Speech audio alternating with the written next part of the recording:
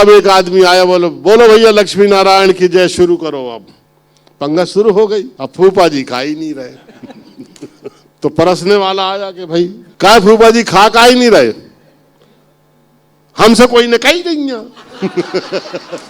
क्या फूफा जी सब खा रहे, आप क्या नहीं खा रहे? अरे खाए सब, तो कहीं तुम काय नहीं खा रहे, हमसे कोई ने कही नहीं है उनसे कहने लगी, ए जी कड़ी हमने बनाई है, खाइए ना। फूफा जी ने देखा, देखो खाने के नहीं सम्मान के भूखे हैं। मध्य प्रदेश सरकार में पूर्व मंत्री भी रहे, लंबे समय से राजनीतिक तौर पे भी आप प्रतिनिधित्व कर रहे। बुंदेलखंड की जो समस्याएं हैं, बुंदेलखंड क्षेत्र के जो विषय हैं, सालों से वही कहानियां चलत आ रही कि सूखा होगा और समस्या है, किसानों की पीड़ा है, लेकिन बदलाव काय नहीं हो पाया। भाव तो आप किस स्तर तक समझत के भाव? हम एक कहानी सुना दे रहे तो आप सब लोग समझ जाओगे कि क्या होता है बुंदेलखंड में। एक गांव में बुद्धिजीवियों ने सभा बुलाई और गांव के प्रमुख बुद्धिजीवियों को बुलाया, दूसरे को आने की अनुमति दी नहीं थी। 5-7 बुद्धिजीवी पहुंचे और बाकी लोगों को सुनने के लिए बिठाला था।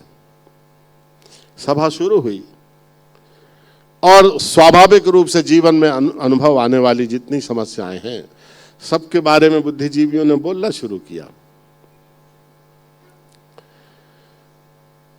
तालाब होना चाहिए, नहर होना चाहिए, अस्पताल होना चाहिए, स्कूल होना चाहिए, स्वास्थ्य और शिक्षा, पानी की व्यवस्था होना चाहिए, हमारी सड़कें खराब हैं, हमारे व्यापार ठीक नहीं है, हमारे उद्योग लगना चाहिए, आदि आदि अनंत समस्याएं।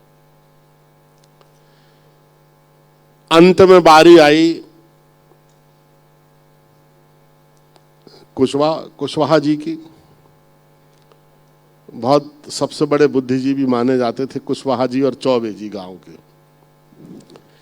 तो कुशवाहा जी खड़े हुए, कब सड़कें आ हैं, कब स्कूल बने, हम 70 साल के हो गए, साल 2 साल में मर गए हैं तो फिर स्कूल में हम पढ़वे जे हैं का? तो लोगों ने कही तो फिर क्या करो चाहिए? कहने लगे बुंदेलखंड को अमेरिका पे हमला कर दो चाहिए। तो लोगों तो सब बोले ऐसे क्या हुई है, अमेरिका पे हमला कर दो चाहिए। और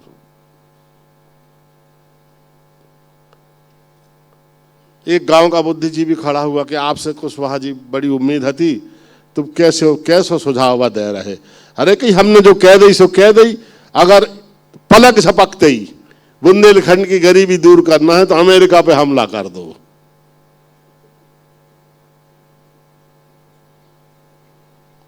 तो बोले ऐसे क्या हुई है? कि ये से जो हुई है कि अपन हार जाए हैं और का, और जब हार जाए हैं तो अमेरिका के अंडर में चले गए हैं।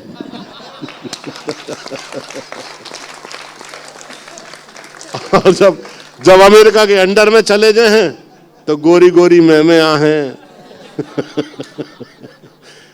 अरे अंग्रेजी बोलने के लाने स्कूल में तक में जाने पर है। फिर अंत में सुझाव देना था चौबे जी को, जो उनसे बड़े बुद्धिजीवी माने जाते थे। सबने कहा भाई चौबे जी अब आप प्रतिक्रिया दो इस सुझाव के ऊपर। तो चौबे जी आए, कहने लगे भैया गजब को सुझाव है, पर हमारे मन में एक ही शंका है। सबने की क्या शंका है भाई? कहीं एक ही शंका है हमारे मन में, अब बता नहीं रहे बहुत देर तक के शंका कहाँ है। एक बुद्धिजीवी तो कहने लगे अब घरे चले जाएं उतना ही खबर कर दियो कि क्या शंका है। अरे नहीं बैठो भाई बता रहे हूं। कहने लगे गजब का सुझाव है, लेकिन हमारे मन में एक ही शंका है कि अगर अमेरिका हार गो तो। और पहली फिल्म बनाई बारात, वो मैंने लिखी। एक दिन बैठे थे तो उन्होंने कहा कि हमें तो हमारा तो कमिटमेंट है। बम्बई यूनिवर्सिटी में असिस्टेंट प्रोफेसर थी बेटी हमारी, कहने लगी नहीं हमें तो ये क्रिएटिविटी का फील्ड अच्छा लगता है, हम कुछ करना चाहते हैं। हमने कहा करो। उन्होंने एक प्रोडक्शन हाउस बनाया और पहली फिल्म बनाई। तो हमने कहा कि एक मेरे मन में एक बारात की कहानी है बुंदेलखंड की। तो कहा पापा आप लिख दो। तो मैंने उसकी सिनॉप्सिस बनाई तो उसको उसने देखी और बम्बई में क्रिएटिव लोगों को बताई तो उन्होंने कहा इसको तो तुरंत बनाओ, एक तो बिल्कुल नया है, लैंग्वेज का फ़र्क है और हो सकता है अच्छा बन जाए। तो बारात एक फिल्म बनाई, एक टपोरी दूल्हे की कहानी है वो, कि उसकी शादी हुई और सुहागरात नहीं मना पाया और लुगाई भाग गई।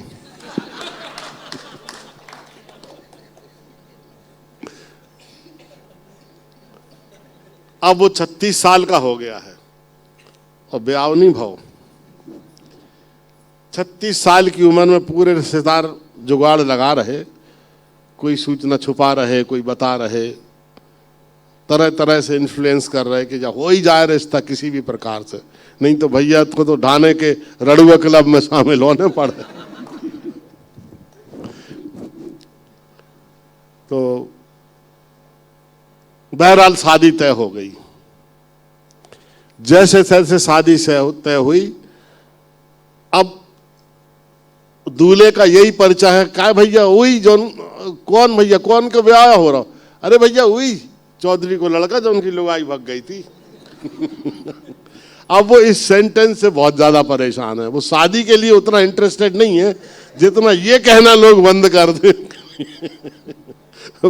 तो पूरी पूरी फिल्म में ये चलता रहता है। अब बारात चली तो बुंदेलखंड के लोग बैठे हैं। गांव की बारात में मुझे लगता है जाने का सबका अनुभव। बैलगाड़ी में कितने लोग गए बारात में, हाथ उठाओ। इतने लोग भी मिल जाएं इतने में से तो बहुत बड़ी बात है। हम तो ऐसी बारात में गए जो 2 दिन तक बैलगाड़ी में बैठी रही। एक पेड़ के नीचे गल्ले में बारात के रुकने का इंतजाम था। जो 100-125 बैलगाड़ियां गई थी उनके भूसे चारे का अलग इंतजाम था। तो जो बारात बुंदेलखंड में जाती है उसका ह्यूमर, उसका बहुत ही अलग एक हास्य प्रयास होता है। रिश्तेदारों के नखरे बहुत अलग होते हैं। फूफा जी, फिर छोटे जीजा जी, फिर बड़े जीजा जी। तो उसमें जो फूफा जी हैं वो गांव की एक लुगाई उनको जम जाती है, तो वो जुगाड़ करके उसको बारात में ले आते हैं। उसका नाम है सरस्वती। और बुआ जी को ये बात बिल्कुल स्वाभाविक रूप से पसंद नहीं आ रही है।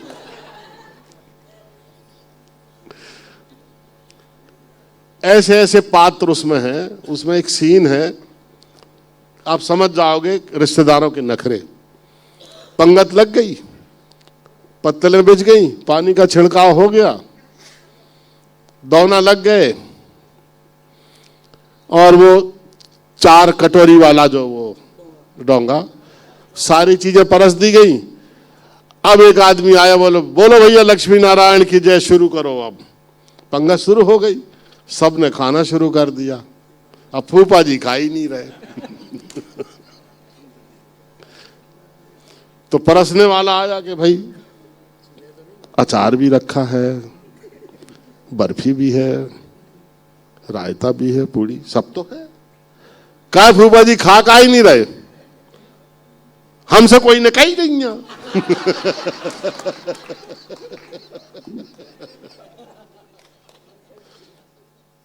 ये बात बुआ जी के कान में गई। अंदर वो रसोई में व्यस्त थी। दूसरा गया, परसने वाला फिर भी नहीं शुरू किया। वाला गया, देखा सब खा रहे हैं, अरे अकेले फूफा जी नहीं खा रहे। फिर देखा कोई गलती तो नहीं हो गई, हर चीज करेक्ट है। क्या फूफा जी सब खा रहे, आप काहे नहीं खा रहे? अरे खाए सब, तो कहीं तुम काहे नहीं खा रहे, हमसे कोई ने कही नहीं है। जब दूसरी बार बुआ जी ने ये बात सुनी तो सरस्वती जिस लुगाई को ले आए थे अपने साथ, उससे बोली, बुआ ए सरस्वती ते जाके कह दे उन्हें कटा खान लगे। अब सरस्वती डोंगे में सब चीज रख के मटकती हुई चली और उनसे कहने लगी, ए जी कड़ी हमने बनाई है, खाइए ना। फूफा जी ने देखा, देखो खाने के नहीं सम्मान के भूखे हैं।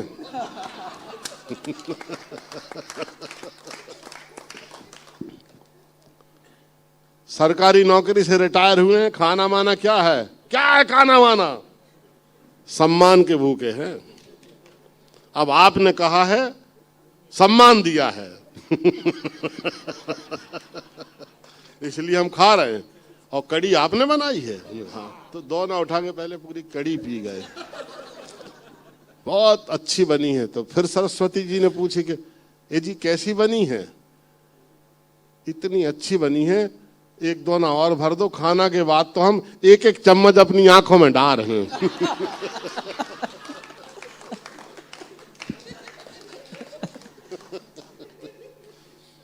तो इस तरह का ह्यूमर और सीन पूरी फिल्म में गढ़े गए हैं। और जो भी मैंने देखा अपने बहुत इतने वर्षों, बहुत बार जनप्रतिनिधि बुंदेलखंड से बनने का अवसर मिला, सागर विश्वविद्यालय छात्र संघ का नेतृत्व करने का अवसर मिला, दमोह डिग्री कॉलेज के अध्यक्ष पद पर, फिर उसके बाद कांग्रेस का छात्र संगठन, यूथ ऑर्गेनाइजेशन, सब में काम करने का मौका मिला। तो जो ऑब्जर्वेशंस रहे, जो किरदार मिले सड़क चलते चलते, उनको ही उसमें पूरे सीनों में गढ़ा है। आप लोग देखेंगे, बारात फिल्म मेरी बेटी ने बनाई है, बहुत अद्भुत बनी है, जल्दी किसी बड़े प्लेटफॉर्म पर रिलीज होगी। तो ये है, और अगला जब आप कार्यक्रम रखें तब तक मुझे लगता है कि उसकी दूसरी फिल्म झूम जनाना, वैसे तो मुझे ये ऑफिशियल अनाउंसमेंट नहीं है, बड़ी बात होती है, जिसमें दिशा पाटनी है, आयुष्मान खुराना है, बमन ईरानी है, और ये बड़े बड़े कलाकार हैं, रितेश देशमुख है, वो फिल्म भी उसकी जनवरी मार्च से, फरवरी मार्च से शुरू हो जाएगी। तो आपने जो कहा कि बुंदेलखंड को देखिए, जैसे अब मैंने पोस्टर देखा, शायद वो एक कलाकार जो झांसी के हैं आपके कार्यक्रम में आ रहे हैं, जिन्होंने एक दरोगा का रोल किया, उनने सिर्फ बुंदेलखंडी बोली है और पूरे देश में पहचान बना ली। सिर्फ बुंदेलखंडी बोली है, ऐसा अभिनय। तो ये भाषा का इतना इम्पैक्ट है बुंदेलखंड की भाषा का, और इतना हृदय को स्पर्श करने वाली ये भाषा है, और इतनी गुदगुदाने वाली, स्पर्श करने वाली, हंसाने वाली, और दिमाग पे झटका देने वाली, इतनी व्यंग्यात्मक भाषा है कि अद्भुत है बुंदेली। तो मुकेश नायक जी से जितने विषय हमने कही थी कि राजनीति के अलावा सबरी बातें करें, तो सबरी बातें वहीं, और बहुत जोरदार ताली मुकेश नायक जी के लाने। और आप भाई जब पधारे, और आपको बहुत बहुत आभार। हम Eklavya university Damoh will guide you towards a bright future. 28 acres of lush green campus, largest campus of Bundelkhand, experienced and dedicated faculty. 50 future-ready courses taught in 12 different schools, separate course and ground for sport, fully equipped lab and workshop, safe and fully equipped separate hostel for girls.